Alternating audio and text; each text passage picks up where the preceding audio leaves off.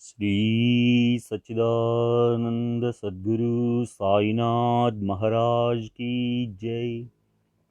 सद्गुरु श्री साईनाथ शरद बाबू जी की जय। గురువు రుణానుబంధం. భక్తుడు గురువుగారు సద్గురువుకు మనకు మధ్య ఉన్న సంబంధానికి లేదా మనం సద్గురువు వద్దకు చేరుకోవడానికి కారణం కర్మ సంబంధమైన రుణం అని చెప్పారు. సద్గురువు మనకు రుణపడ్డారంటే నాకు ఊహించడానికే కష్టంగా ఉంది. మనమే వారికి రుణగ్రస్తులమై ఉంటామని నేను అనుకున్నాను. గురువుగారు, రుణం ఉండటానికి రుణపడి ఉండటానికి తేడా ఉంది.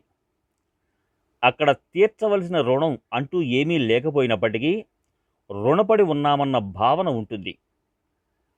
మీరు నాకు ఏదో ఇచ్చారు, నేను దానిని మీకు తిరిగి ఇచ్చేశాను.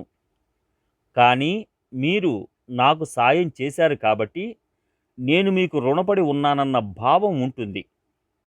అంతేగాని ఆయన మనకు రుణం ఉన్నారని కాదు.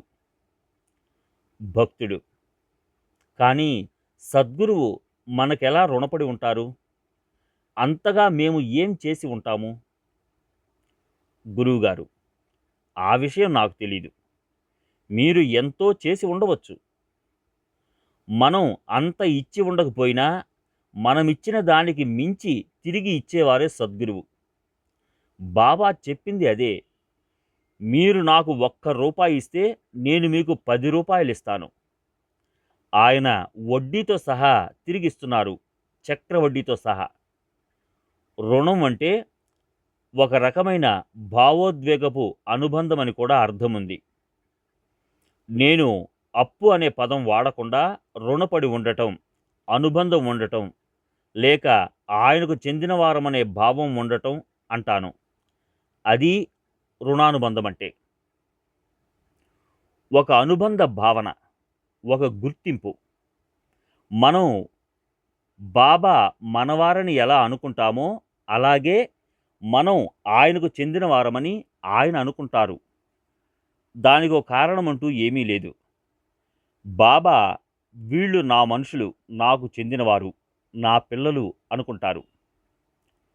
భక్తుడు: మన పట్ల బాధ్యత ఉన్నట్లుగా ఆయనకు అనిపిస్తుందా? గురువుగారు: అవును, మన బాధ్యత ఆయనకు ఉంది.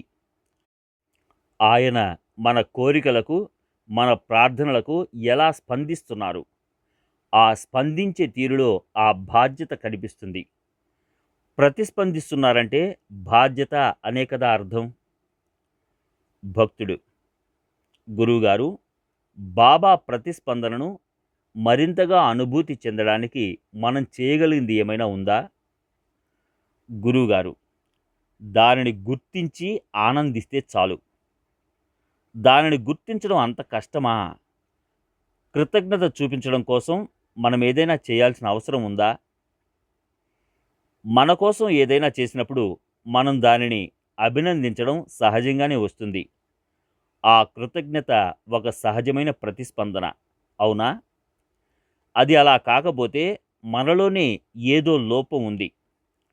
కృతజ్ఞతగా ఉండటానికి మనం చేయవలసింది ఏదైనా ఉందా? బాబా ఇచ్చిన దానిని స్వీకరించి దానిని అనుభూతి చెందండి, కృతజ్ఞత కలిగి ఉండండి. మన ప్రేమను అనుభూతి చెంది అభివ్యక్తం చేయడమే నిజమైన కృతజ్ఞత. శ్రీ సచ్చిదానంద సద్గురు సాయినాథ్ మహారాజ్ की जय। सद्गुरु श्री साईनाथ शरद बाबू जी की जय।